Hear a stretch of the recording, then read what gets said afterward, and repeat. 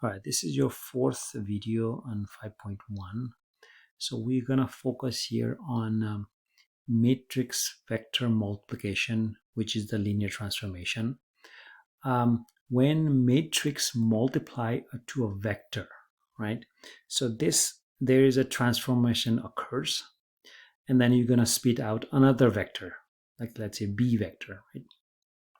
So the B vector is the image of when A applies to a vector V, right? When you transform the vector V, and then that's a B is your image, right? So what happened is this A is a transform, like a transformation of your, or deviation of your linear standard vector, right? So this is your I vector and this is your j in a plane. There's like in a space you're going to have three vector, right? I, j. So I is 1 0 and 0 1. That's your j. So this is your I, this is your j, right? So this is the standard unit vector, right? So if so you look at for A how much you transform from this one. What's happening to this one? If this is like your A is 0 1 1 0, then what happens is X and Y switches, right? So when you multiply with this A to any vector, what happens? That switches there, right? X and Y switched. So that's what happens. So you always go back to this initial vector and it's look for what's happened to your transformation. What happened to your vector A in compared to this this matrix, like an identity matrix or the matrix with the standard vector, right? So that's the idea, that's the behind, that's the background, like the concept behind it, right? So let's look at here. So your A matrix is 1 0 2 1. So again, this is not a standard now, it's changed, like a second column, like a second vector is 2 1 is a switch, right? So what happened is 1 0 is this one, and then second one is 2 1 is going to be that. So what happened to if you use this matrix, how much transforms does it make it to any vector V? That's what we're looking for, right? So just look at the first 26 example, number 26 here. If I have x0, that's a vector, it's going to say that, oh, it's going to stay x0. So what happened here? X0, let's say x1. Let's say x1 is one of the number in x-axis. If I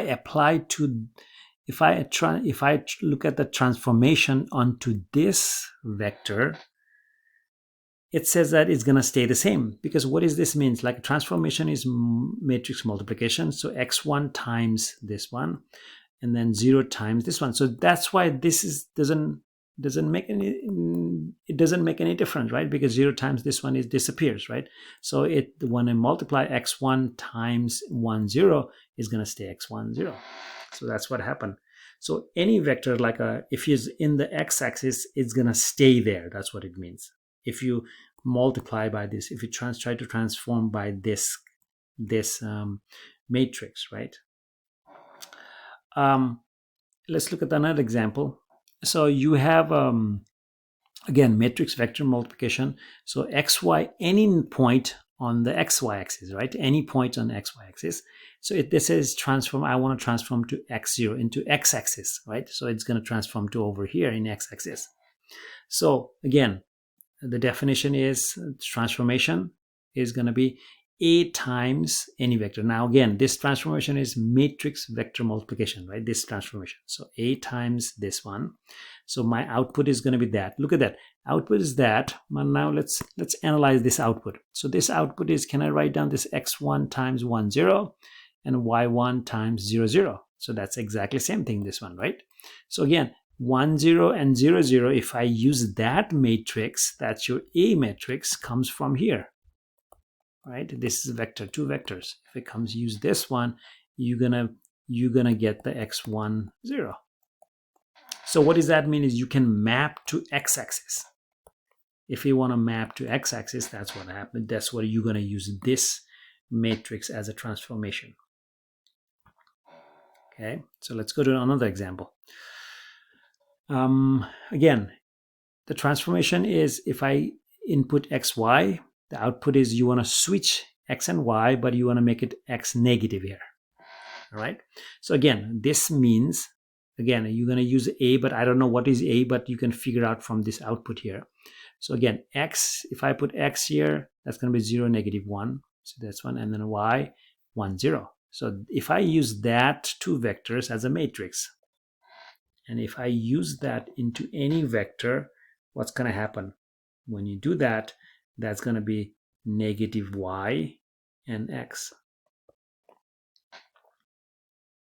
All right, just check that one. Let me do a few more problems here quick. Again, xy, two vectors to R2 to R3 now, okay? R2 to R3 now.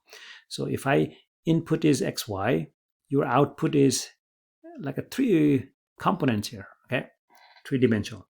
So that means, again, I can break it down like x times 1, 1, 1, 0, y times 2, -2, and 1. Do you see that? How do you do that? So if I use this two vector as a matrix now, if I multiply to any 2-dimensional vectors, I'm going to get that.